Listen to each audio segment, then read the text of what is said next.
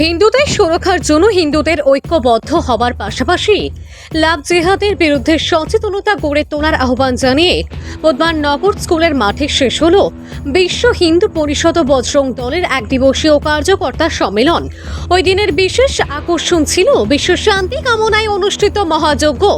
কার্যকর্তা সম্মেলনে বক্তব্য রাখেন বিশ্ব হিন্দু পরিষদের শিলচর বিভাগের দায়িত্বপ্রাপ্ত মিঠুন নাথ, প্রাক্তন জেলা পরিষদ সদস্য প্রবাল চন্দ্র প্রচণ্ড, সম্পাদক সঞ্জয় রায় ও অভিজিৎ ঘোষ। এছাড়া স্থানীয় বিশিষ্টদের মধ্যে ছিলেন অজয় ঘোষ, মলিন তাঁতি, মন্টি ভট্টাচার্য, লক্ষ্মীচরণ গঞ্জু, সজল মালাকার, সুরজিৎ নুনিয়া, বাদল তাঁতি, কার্তিক মালাকার, পঙ্কজ দাস, লক্ষণ দাস। এলাকার 3টি গ্রাম পঞ্চায়েতের 1000 কার্যকর্তা উপস্থিত ছিলেন।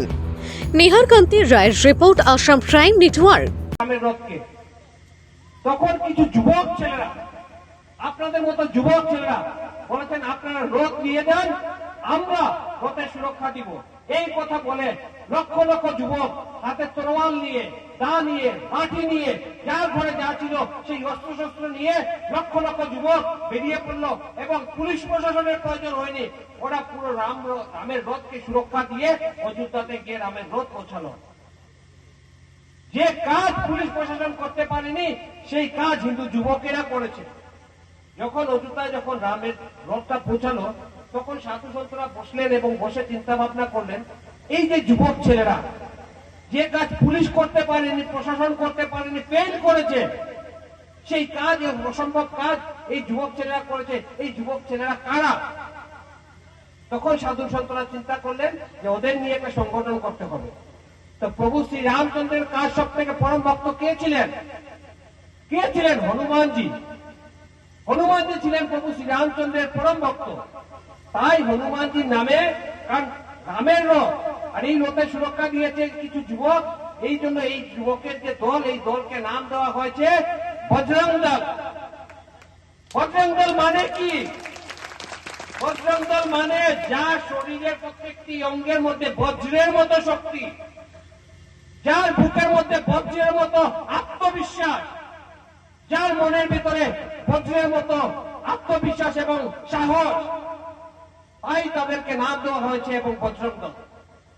আর আপনারা দেখেছেন বজরং দল সৃষ্টি হওয়ার পর ভারতবর্ষের মাথার উপরে বাবরি ঢাঁচা নামে, বাবরি মসজিদ নামে যে কলঙ্ক ছিল, বিগত 500 বছর ধরে যে লড়াই চলছিল, যখন বজরং দল সৃষ্টি হয়েছে তার 2 বছরের মাথায় সেই মসজিদ, সেই যে ঢাঁচা ছিল আমাদের রাম মন্দিরের উপরে বাবরের নামে যে ঢাঁচা ছিল, সেই ঢাঁচাকে ধ্বংস করে দেওয়া হয়েছে 2 বছরের ভিতরে বজরং দল তৈরি হওয়া।